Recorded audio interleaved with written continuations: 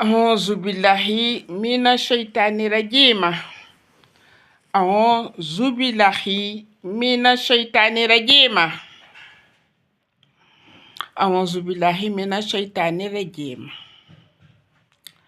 بسم الله الرحمن الرحيم. Au nom d'Allah, le Très-Haut, le Tout-Puissant, le Tout-Miséricordieux.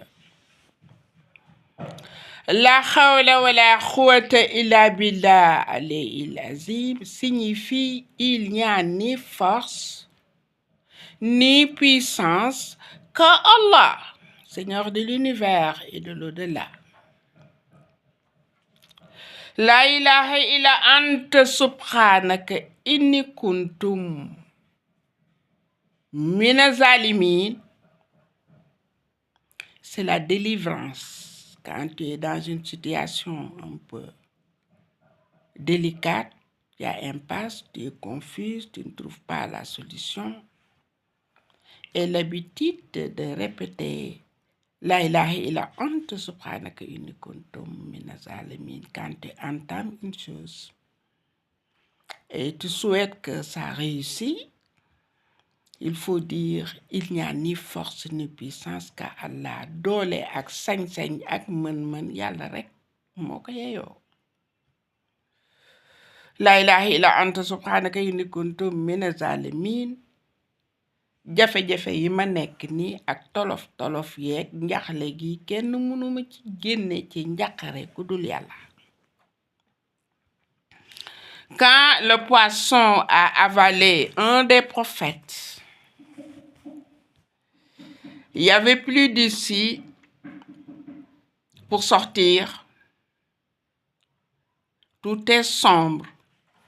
Le prophète a répété La ilaha illa anta subhanaka inni kuntum mina zalimin. Yàlla jafe-jafe bii ma nekk xaw ma fu may jaar ba génn kenn mu fi génn ku dul yàlla. Quand il a répété ça, le poisson l'a jeté hors de lui.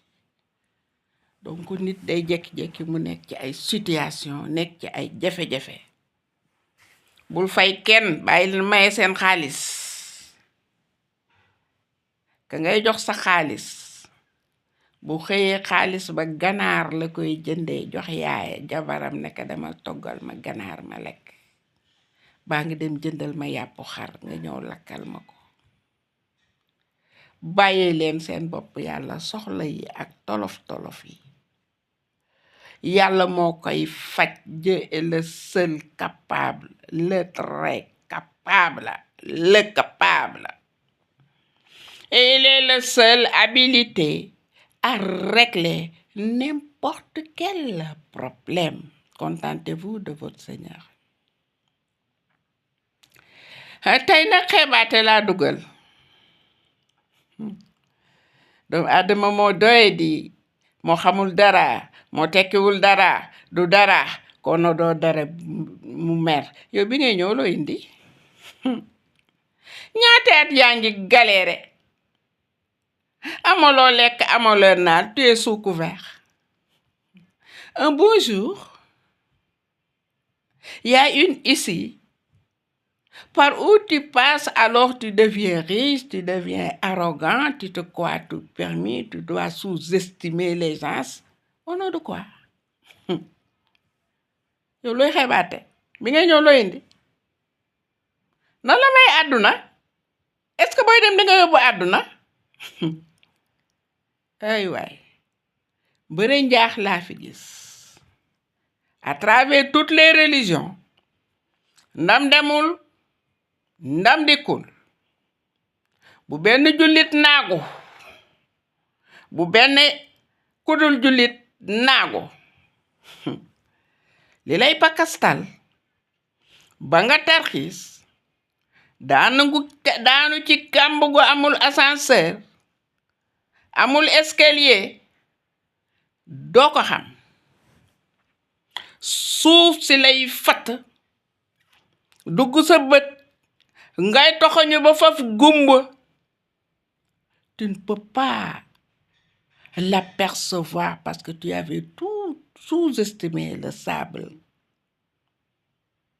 Quand ce sable a été soulevé et qui au finish se loge dans ton œil, tu fais tout, il refuse de sortir ce grain de sable et tu as fini par devenir aveugle. Il faut jamais sous-estimer une personne ou une chose. C'est formellement interdit.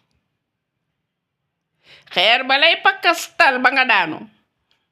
Ba banaane ba ngay teg sa tànk ba mu tarxiil ba sa tànk damm.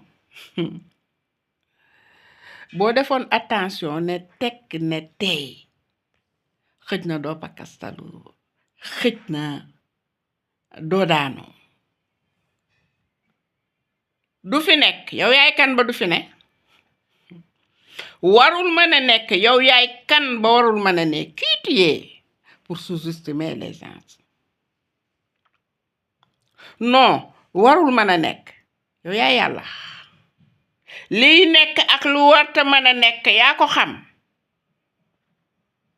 Au nom de quoi tu sous-estimes une créature humaine comme toi pour dire que non, c'est pas possible. C'est pas lui, c'est pas elle, c'est pas possible. Au nom de quoi? Oh, l'argent, l'argent, l'argent. Il y avait un arrogant qui avait un grand château. Il y avait tout, il roulait sur de l'or, tellement il était riche. Mais derrière le château, il y avait une femme qui avait bricolé une petite case, une hutte. La femme très pieuse s'est contentée de ce que le Tout-Puissant l'a légué. Chaque matin, elle se lève pour aller commander de l'argent au marché et au crépuscule, elle vient dormir.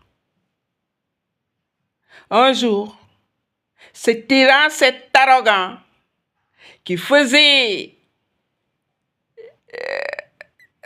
la promenade avec sa garde rapprochée, a vu cette hutte et elle a dit, mais qui a mis ces choses-là, ces saletés-là, ces odeurs? Allez, enlevez-moi ça. Et d'une façon très arrogante, ces gardes rapprochés ont tout dévasté.